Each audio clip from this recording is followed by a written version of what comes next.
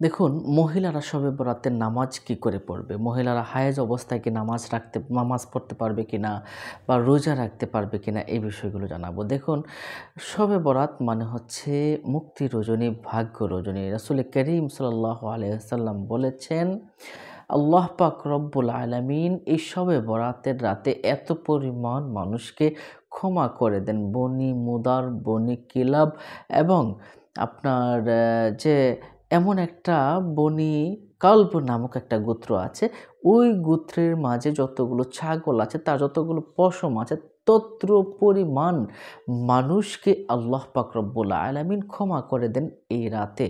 সুবহানাল্লাহ! সম্মানিত দর্শক ও শ্রোতা, তাহলে আমরা এই রাতে কি করব? এটাও কিন্তু রাসূল সাল্লাল্লাহু আলাইহি সাল্লাম বলেছেন। আবু বকর সিদ্দিক রাদিয়াল্লাহু তাআলা আনহু থেকে একখানা হাদিস এসেছে।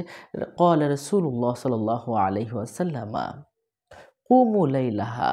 রাসূল সাল্লাল্লাহু আলাইহি ওয়াসাল্লাম বলেছেন, তোমরা রাতের বেলা ইবাদত বন্দেগী করো, ওয়াসুমু নাহারাহা, এবং তোমরা পরের দিন তোমরা রোজা রাখো। সম্মানিত দর্শক ও শ্রোতা, কারণ কি? ফাইন্নাহা লাইলাতাল মুবারাকা, কারণ এই রাতটা হচ্ছে মুবারকময় রজনী, মহিমান্বিত একটি রজনী। ইয়াকুলুল্লাহ, আল্লাহ পাক রব্বুল আলামিন বলতে থাকেন এই রাতে, হাল মিন মুস্তাগফিরিন, কে আছো আমার কাছে ক্ষমা চাবে? ফাগফির লাহু, আমি তাকে ক্ষমা করে দিব। হাল মিন মুস্তারজিকিন, কে আছো আমার কাছে ক্ষমা চাবে? আমি তাকে ক্ষমা করে দিব। আল্লাহু আকবার কাবীরা। তাহলে এই রাতে আল্লাহ পাক এত পরিমাণ মানুষকে ক্ষমা করবেন, এত পরিমাণ মানুষকে রিজিক দান করবেন, অর্থনৈতিক মুক্তি দান করবেন। তাহলে কেন আমরা বসে থাকবো? কেন আমরা আল্লাহ পাকের কাছে চাবো না? কিন্তু আল্লাহ পাক কিছু মানুষকে কিন্তু ক্ষমা করবেন না।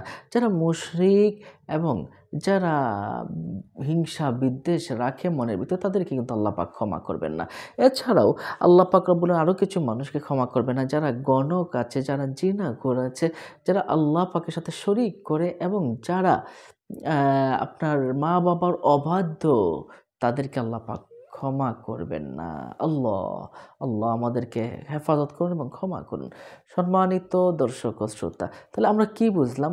আমরা বুঝলাম রাসূল করিম সাল্লাল্লাহু আলাইহি সাল্লাম কিন্তু বলেছেন এই রাতে বেশি, বেশি করে ইবাদত বন্দেগী করার জন্য। এজন্য মা বোনেরা সহ যে কেউ আপনারা এই রাতে বেশি পরিমাণে নামাজ আদায় করবেন। উলামায়ে কেরাম, বুজুর্গানে কেরাম, তারা কিন্তু কমপক্ষে ১২ রাকাত নামাজের কথা কিন্তু স্পষ্টভাবে উল্লেখ করেছেন।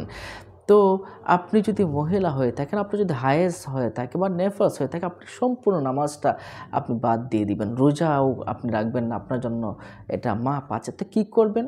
আপনি একটু দুরূদ শরীফ, আপনি পবিত্র না হলেও আপনি সুবহানাল্লাহ, আলহামদুলিল্লাহ, আস্তাগফিরুল্লাহ, এগুলো কিন্তু ছোট, ছোট আমলগুলো কিন্তু আপনি পড়তে পারবেন। আল্লাহর কাছে দোয়া করবেন। আল্লাহ পাকের কাছে দোয়া করলে আল্লাহ পাক আপনাকে কিন্তু যে দোয়াই করবেন, এই দোয়া আল্লাহ পাক কিন্তু কবুল করবেন। সুতরাং অযথা সময় নষ্ট করবেন না। আল্লাহ পাকের কাছে দোয়া করবেন খুব বেশি, বেশি, সারা রাত ব্যাপী ইনশাআল্লাহ। ১ম এ আপনি অজু করে নিবেন। আর সবচেয়ে উত্তম হলো সন্ধ্যার সময় গোসল করে নেওয়া। গোসল করলে আল্লাহ পাক রব্বুল আলামিন আপনাকে অনেক সওয়াব দিবেন। এটা মুস্তাহাব আমল।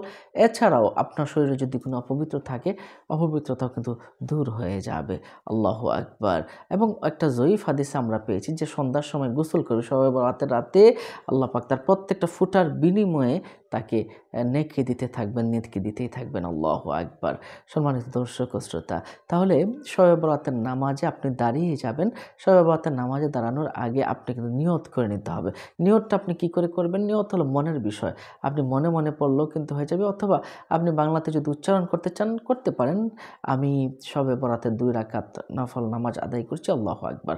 মনে রাখবেন ২ রাকাত করে কিন্তু নামাজ আদায় করবেন। আর যারা আরবিতে উচ্চারণ করতে চান, আরবিতেও তারা এভাবে উচ্চারণ করবেন, নাওয়াইতু আন উসাল্লিয়া লিল্লাহি তাআলা রাকাতাই সলাতিল লাইলাতিল বারাতি মুতাওয়াজ্জিহান ইলা জিহাতিল কাবাতি শরীফাতি। আল্লাহু আকবার। আমি আবারও বলছি, নাওয়াইতু আন উসাল্লিয়া লিল্লাহি তাআলা রাকাতাই সলাতিল লাইলাতিল বারাতি মুতাওয়াজ্জিহান ইলা জিহাতিল কাবাতি শরীফাতি। আল্লাহু আকবার বলে আপনি হাত বাঁধবেন। মহিলারা কাঁধ থেকে তুলবেন। এই এই বুকের উপর পর্যন্ত তুলে আপনি বুকের মাঝে হাত বাঁধবেন। আপনার কান বরাবর কিন্তু তুলতে হবে না। বুকের উপর তুলে, এভাবে তুলে আপনি বুক বরাবর হাত পাতবেন মহিলারা। আর পুরুষরা আপনার কানের লতি পর্যন্ত আপনারা তুলবেন। তারপর নাভির পর্যন্ত আপনি হাত বাঁধবেন। তারপর কি করবেন? সুবহানাকাল্লাহুম্মা বিহামদিকা ওয়া তাবারাকা ইসমুকা ওয়া তাআলা জাদ্দুকা ওয়া লা ইলাহা গায়রুক। এই সানাটা পড়বেন। তারপর আপনি সূরা ফাতিহা পড়ে নিবেন। সূরা ফাতিহার পরে আপনি সূরা ইন্না আনজালনা যদি পারেন পড়ে নিবেন। তারপরে আপনি সূরা ইখলাস পড়বেন। কেউ ২৫ বারের কথা বলেছেন, কেউ ৫০ বারের কথা বলেছেন এবং ১০০ বারের কথাও কিন্তু আছে। আপনি যতবার পারেন পড়বেন। এভাবে কিন্তু ১ রাকাত ২ রাকাত করে চেষ্টা করবেন। আর যদি এগুলো না পারেন তাহলে আপনি যে সূরা পারেন এই সূরাগুলো দিয়েই কিন্তু আপনি নামাজ পড়বেন। অর্থাৎ আপনি সূরা ফাতিহার পরে আপনার যে সূরা আপনি পারেন, যে সূরা সহজ মনে হবে সেই সূরা আপনি পড়বেন। মনে রাখবেন প্রত্যেক সূরার পরে আপনি সূরা ইখলাস অধিক পরিমাণে পড়ার চেষ্টা করবেন। কারণ ইখলাসকে ভালোবাসার কারণে একজন সাহাবী কিন্তু জান্নাতি হয়েছিল। তাই একজন সাহাবী তিনি নামাজের ভিতরে বেশি করে ইখলাস পড়তেন। এখন সাহাবীরা বলেন, "আপনি ইখলাস কেন বেশি পড়েন?" রাসূল সাল্লাল্লাহু আলাইহি ওয়াসাল্লামের কাছে গিয়ে বিচার দিল। রাসূল সাল্লাল্লাহু আলাইহি ওয়াসাল্লাম জিজ্ঞেস করেন, "তুমি কেন ইখলাস পড়ো?" তখন রাসূল সাল্লাল্লাহু আলাইহি ওয়াসাল্লামকে তিনি বললেন, "আমি সূরা ইখলাসকে ভালোবাসি।" তখন আল্লাহ পাক রব্বুল আলামিন ফেরেশতা পাঠিয়ে দিয়ে বললেন, "হে রাসূল আপনি বলে দিন, ওই লোককে আমি ভালোবাসি, সে ইখলাস ভালোবাসে এইজন্য।" সেই ব্যক্তি জান্নাতি হয়ে গিয়েছিল। সুবহানাল্লাহ! এজন্য সূরা ইখলাস নামাজের ভিতরে বেশি করে পরিমাণে পড়লে আল্লাহ পাক রব্বুল আলামিন রহমত বরকত দান করেন। ক্ষমা প্রার্থনা ক্ষমা দিয়ে থাকেন। দেখুন এই নামাজটা আপনি এভাবে পড়বেন। পড়লে কি হয়? আল্লাহ পাক আপনার ৫০ বছরের গুনাহও কিন্তু মাফ করে দিবেন এবং এমনকি এমনটাও হতে পারে আপনাকে একদম মাসুম বেগুনাহ বাচ্চা বানিয়ে দিবেন। আল্লাহু আকবার কাবীরা, আল্লাহু আকবার কাবীরা। সুতরাং আপনি ২ রাকাত করে যত রাকাত নামাজ পড়তে পারেন। তবে বুজুর্গানের দিন ১২ রাকাত নামাজের কথা কিন্তু বলেছেন। তো আমরা নিয়ত পেলাম, রাকাতের কথাও পেলাম। ১২ রাকাতের উপরে আপনি যত রাকাত পড়তে পারেন এটা কোনো ধরা-বাঁধা নিয়ম নেই। হ্যাঁ? এরপরে আপনি আপনার মতো করে নামাজ শেষ করে আপনি দুরূদ শরীফ পড়বেন ১০০ বার। ১০০ বার দুরূদ শরীফ পাঠ করবেন। আপনি যে দুরূদখানা পারেন সেই দুরূদখানা পাঠ করবেন।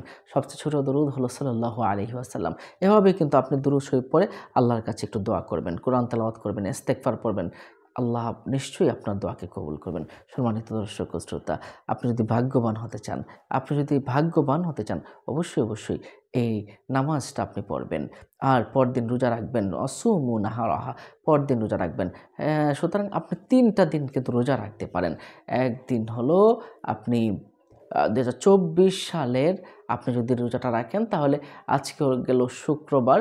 আপনি আজকে রাতের বেলায় শুক্রবার দিবাগত রাতে আপনি সেহরি খাবেন। শনি, রবি এবং সোমবার এই ৩ দিন আপনি রোজা রাখবেন।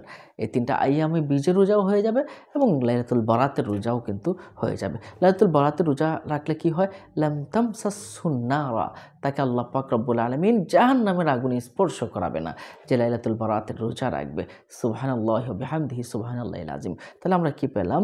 আমাদেরকে নামাজ পড়া উচিত, প্রত্যেকে নামাজ পড়া উচিত, তওবা ইস্তেগফার পড়া উচিত, দুরূদ শরীফ পড়া উচিত, কোরআন থেকে তেলাওয়াত করা উচিত, দান সদকা করা উচিত, সম্মানিত দর্শক শ্রোতা, এবং কবর জিয়ারত করা উচিত। মা বোনেরা অবশ্যই আমলগুলো করবেন এবং মা বোনেরা কবরে যাবেন না, কিন্তু পুরুষরা অবশ্যই কবরে গিয়ে আপনারা একটু দোয়া করবেন। কারণ রাসূল সাল্লাল্লাহু আলাইহি ওয়াসাল্লাম এ রাতে কবরের মাঝে গিয়েও কিন্তু দোয়া করতেন। ভালো থাকুন, সুস্থ থাকুন। আসসালামু আলাইকুম ওয়া রাহমাতুল্লাহি ওয়া বারাকাতুহু।